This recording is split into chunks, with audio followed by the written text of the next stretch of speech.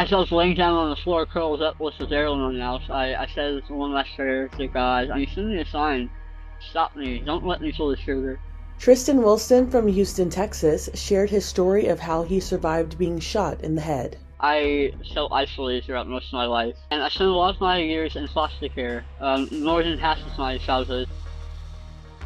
He found solace at the gym. I didn't really have a whole lot of friends growing up, mostly because of the moving around, and I didn't have very good social skills. I wasn't able to communicate very well with others. And it made it very hard to socialize and to make connections and learn things that I needed to get by in life, honestly.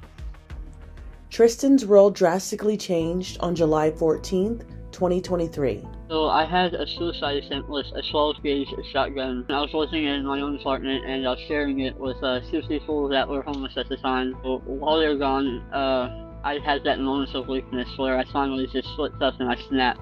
I don't really remember a whole lot of what I was thinking when I reached for the gun. I just remember thinking that, things aren't going to get better. I'm tired of feeling alone. I'm tired of struggling financially. I'm tired of, just all of it. As I was laying down on the floor, curled up with the arrow in my mouth, I said one last prayer. I said, Lord, look over my family, look after my brother and my sister. If this isn't what you want me to do, if there's something else waiting for me, send me a sign. Stop me. Don't let me pull the trigger. And I felt like the most empty silence I'd ever felt in my life at that point. The wind stopped blowing, everything got really quiet. And I just took that as a large no. That was my answer. Him letting me live was, hey, you're not done yet. I looked up 2 to 3 months after my accident. I actually, had to be resuscitated in the ambulance. When I got to the hospital, I was so out of it that I just could not think rationally. I had no conscious thought left. I could make grunts and sounds, but I couldn't understand anything. I've got no memory of this. I only know what they told me. I kept trying to break out of my restraints. I did not like where I was at, and they had to restrain me 4 times because I really did not like being held down, and also not being able to see where I was while being held down. And finally, they put me in a drug-induced coma so that my body could actually recover the way it needed to. I don't have any memory or recollection of that. My brain was too damaged for me to actually have conscious thought at the time. The hospital couldn't identify him right away. My face was way too disfigured for them to identify me. So when I arrived, I was actually John Doe. And they had to, I don't know how they figured out who I was. I really don't know. But they called my family, they told them what was going on. I hadn't known that my family was trying to call me until about 3 months after I woke up from my coma. The hospital finally told me. And it kind of turned things around for me. I didn't feel so much self-hatred. I didn't feel so much of that feeling like, wow, why am I still here? What happened? I don't want to be here. I don't want to be here. But when I realized that my family had been trying to contact me and the hospital just wasn't allowing it, I was like, oh wow, okay, well that kind of changes things for me a little bit. And I started feeling a little bit more positive after that. Triston is still recovering from his accident. Yes, as you said, I'm blind now. I also have a feeding tube in my stomach. That's not permanent. They plan on taking that out after finishing other surgeries on my face, but as of right now, they don't know what else to do for my face. My legs, this is the result of surgery actually. They took my fibula out of my left and my right leg. And they took the whole thing from here all the way up here. They took the whole fibula. They used a lot of the leg. They used one of them to rebuild my lower jaw. The other one was to rebuild my upper jaw and connect it to the plates that they put right here. That makes it hard to walk sometimes when my legs are tired. It makes it really hard to balance. Right now I am working on getting more done. But at the moment, the medical system makes things kind of difficult.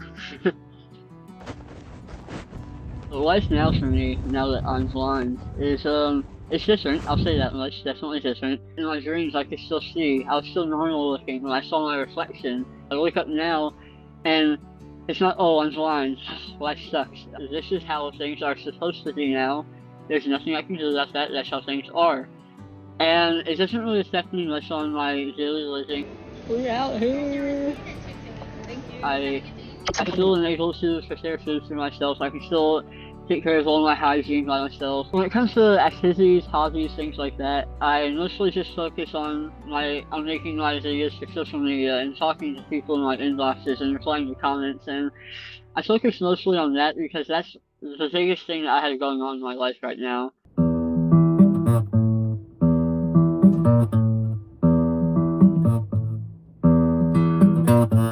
Despite his obstacles, Triston says he's in a better place mentally. I've got days where I feel down, but it's not like it used to be. Now that I've been through what I've been through and I've kind of seen the other side of things, on days that I do have dark moments where I'm feeling down, it doesn't get me down as much as it used to because I understand the meaning behind it. I understand that there's always some kind of meaning behind what you're going through, and it's always for a reason. Sometimes you just don't question it.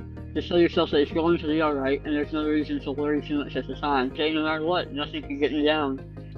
If you want to make a difference in your life and you want things to get better, make a change for the better, you gotta get up and start making a difference in your patterns, in your daily life.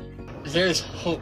One day, people will be able to overlook their differences and their hatreds for each other, and it will be a much better place. He hopes sharing his story can help others in difficult situations. It took me some time to be able to say, hey, this is what I've been through. But once I got to the point where I realized that I would actually help other people by doing it. I'm not just going on there and, hey, look at me, feel sorry for me. I could help other people. And that's what really motivated me to go out there and do it.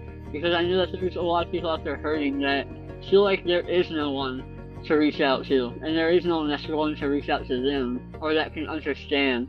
If you want to turn your life around, you cannot just sit there all day and repeat what you did yesterday and the day before that. You gotta make a difference. And you can't wait for other people to do it for you. You gotta get up and make that difference yourself.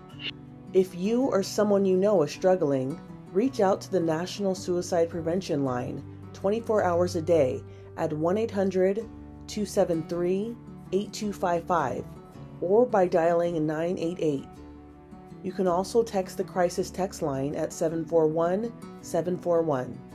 For Inside Edition Digital, I'm Andrea Swindall.